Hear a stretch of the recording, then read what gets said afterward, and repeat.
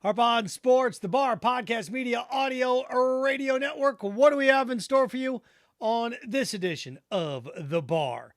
A little NIL New Era, how name, image, and likeness has now led two of the Power 5 commissioners to go to Congress and beg D.C.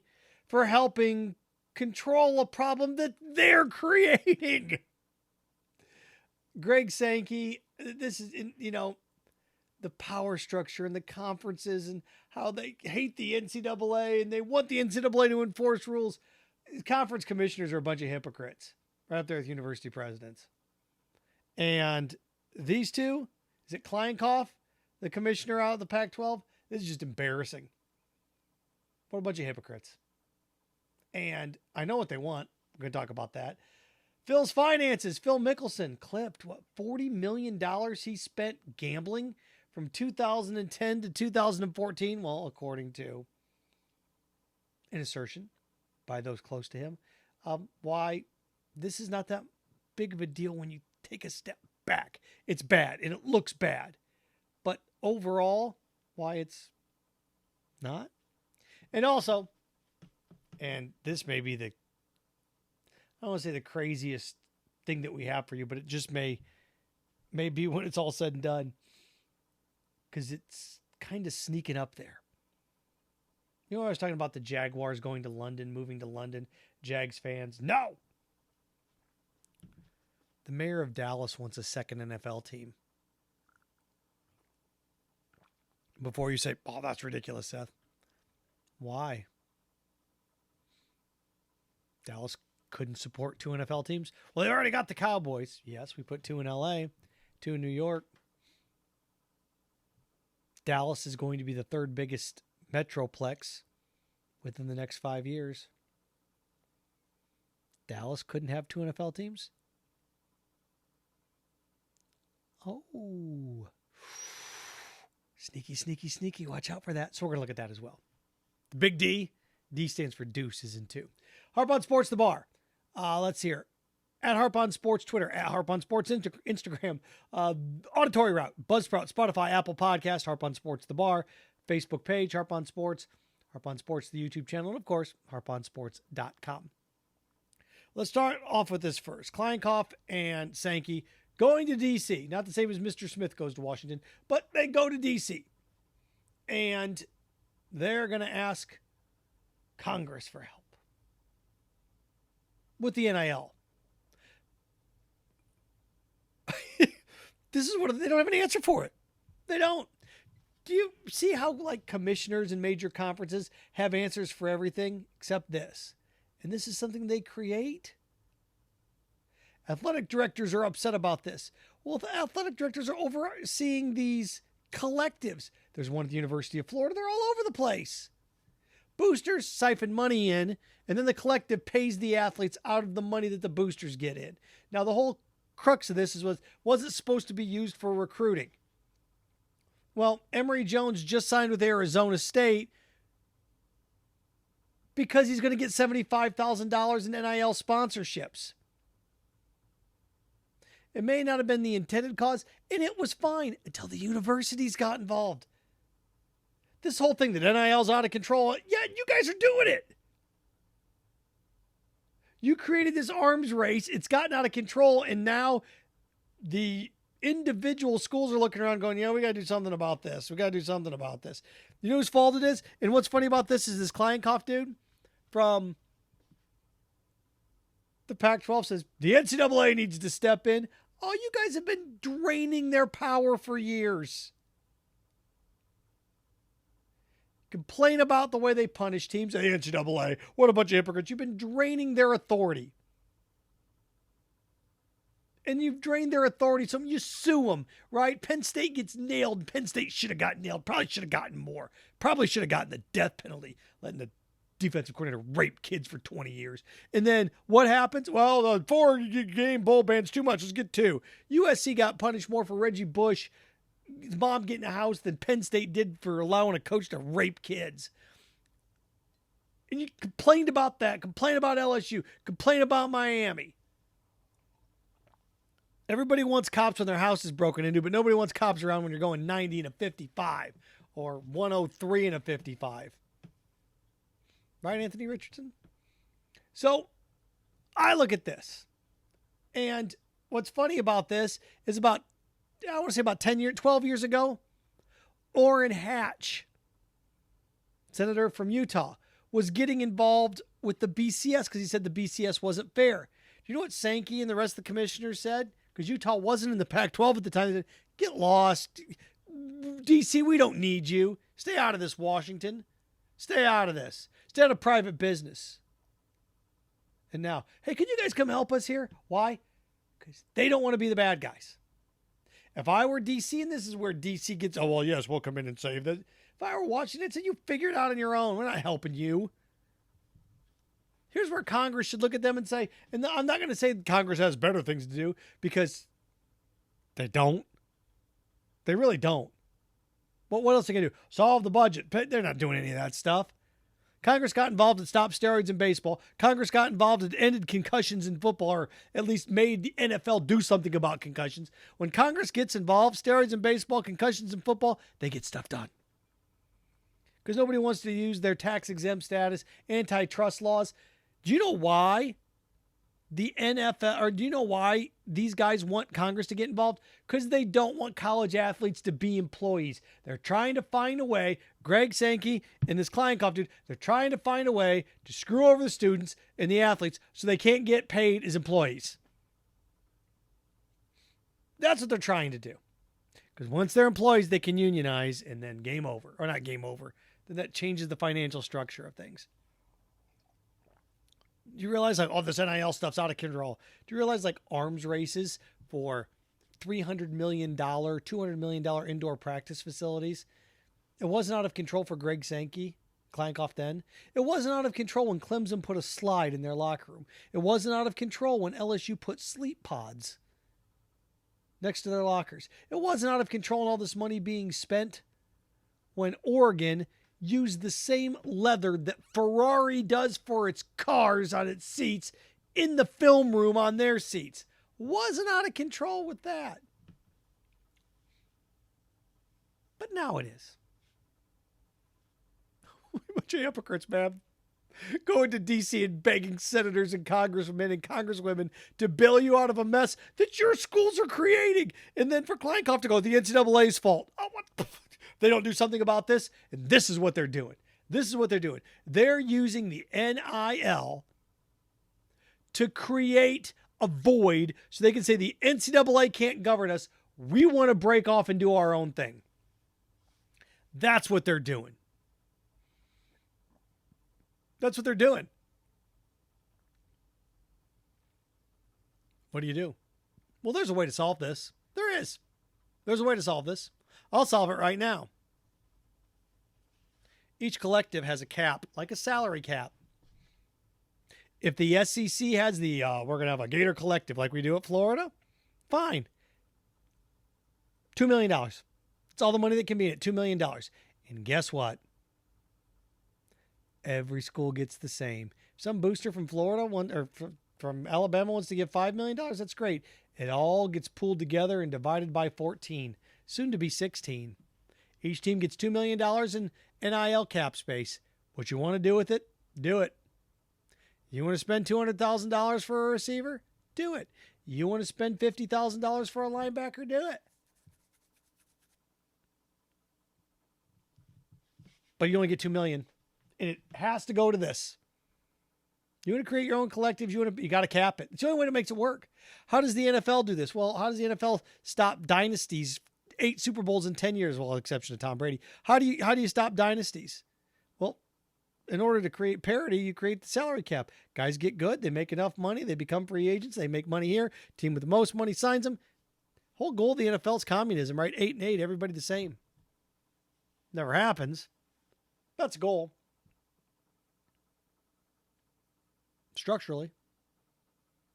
So the only way to work is you have to cap it, and you have to cap it for the whole conference. Like, now I understand, like, if the SEC's $2 million per team and the ACC's 1.8 and the Big Ten's 2.2, but they all got to be around in the same area. They do.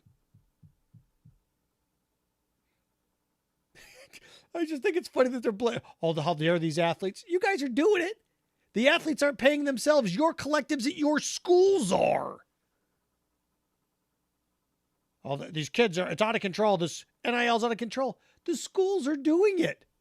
I love how the school's athletic directors are saying this is out of control. You're doing it. You're paying them. What the hell, man? You created this mess. Now you want Congress to save you? What a bunch of turds. The only way it works is cap. I got it right down here. Cap. You got to have $2 million cap. It's got to be revenue shared. So if you have $1.8 million, the other team's got $600,000. You got 2 star receivers. The team's got $600,000. May come along and say, hey, we come over here to our collective. We'll give you $100,000. You can create parity by doing this within a conference. You really can. A school that's struggling like Missouri may be able to offer more money in their collective and steal a receiver away from Alabama. You want to create equality? Create a salary cap with your collective. It's the only way it's going to work. But they don't want that. They want Congress to step in and do something so they can nail the NCAA and bail on the NCAA. It's just a crock of shit. It all is. It's all your fault. You did it. You created it. And it's funny, once young African-American men started making money, and yes, it is true, once they start making money and leaving one school for another for a better opportunity for themselves, you don't mind when assistant coaches, who was it? The head coach at Central Michigan, I can't remember him for the life of me, left to become, was it the offensive coordinator at Arkansas? And then he left to become the offensive coordinator at Alabama. Then he left to become the offensive coordinator at Miami. It's 4 different jobs in 5 years. Batting an eye, because nobody else did. Turd Ferguson, baby. NIL New Era. They're trying to fix it. And without a cap, you can't. You just can't. Oh, by the way, if you go over the month, this is what you have to do too if you're going to do this. If you really are serious about this, anybody caught, you have collectives, a way to pay players. Anybody caught giving players impermissible benefits, it's an automatic 2-year bowl ban, automatic 2-year ban from the college football playoff. It's the only way it works. The punishment's got to be ridiculously severe to not risk it. You caught gambling on baseball, banned for life. Pete Rose. It's got to be severe.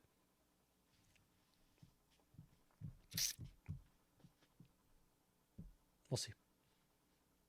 What do they do in Korea or North Korea if you try to sneak drugs in? What do they do in they cane you? They cut off your hand. They send you to the salt mines. They beat the shit out of you. I mean, punishment's got to be severe. All right. I still like how they made this the NCAA's fault somehow. NCAA, you got to fix this. You guys created a mess. Can you imagine if I were the NCAA, I'd come out and say, okay, this is what we're going to do. You can have your collectives. That's fine. You can keep paying money. That's fine. However, if we catch you doing anything illegal, like using money to recruit players, it's going to be a 5-year bowl ban and a $15 million fine. No. See, that just... Hey, I want you to fix this. Well, here's my suggestion. I don't like that. Okay. All right, let's do a couple other things here too. Big D, and the D stands for Deuce, is in second NFL team. The mayor of Dallas came out and said, we want another NFL team. Why not? South Dallas. We got enough people here. Biggest city in America, New York, has 2 teams on the other side of the river. Second biggest city in America, LA, they have 2 teams. What, Dallas can't support 2 teams? Soon going to be the 3rd biggest city in America in the next 5 years. We can't have 2 NFL teams? Why not? If any city could... You find me a city that's more football crazy in America than Dallas. Like, well, they're cowboy crazy. Yeah, they are.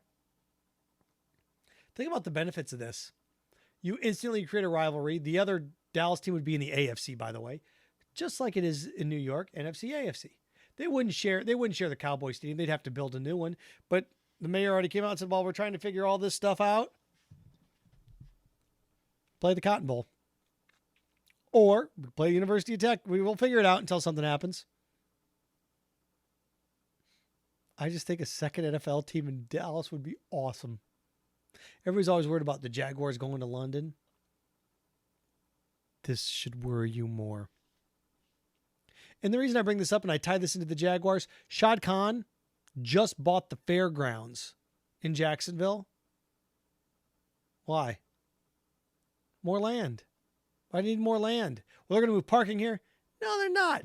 They're going to want to take that football stadium and they're going to want to build a new football stadium right now where Lot J is, where they wanted to put all that stuff that got the kibosh, the working area, and where that Veterans Memorial thing is, in that other parking lot, and over by the fairground. They want to put they're going to put a football stadium there.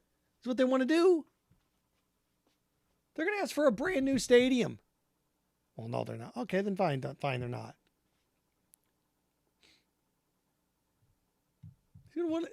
And look, well, then he may not put a new football stadium there, but he's going to tear the old one down and we're going to gut it. And they're going to, yes, come on. And if he doesn't get it, I don't know. I mean, I'm trying to think of other teams that, pretty much everybody's positioned with the new stadium. The only one that you'd sit around and go, wait a second here, what's going on, would be Washington, but they're not going anywhere. The other one that's looking, a couple of years down the line here, maybe be Detroit, but they're not going anywhere. Chicago, but look, they're going to get one built in Chicago. Maybe an expansion in South Dallas. I've still said this for years. The fact that the NFL's playing games over in Europe, you got one in Germany, you got one down in Mexico City, right? You added a German 5 international games. The NFL is like, oh, the European Football League, we laughed, didn't work. It's like, yeah, because those were not elite football players. Those weren't NFL football players. Those were guys that weren't NFL guys. So if you had a division, a European division, like the NFL won't work in Europe, the time, and well, if you had a team in Berlin, team in London, team in Paris, a team in Rome, what? Won't work? What do you mean it won't work? Why wouldn't it? Just pay attention.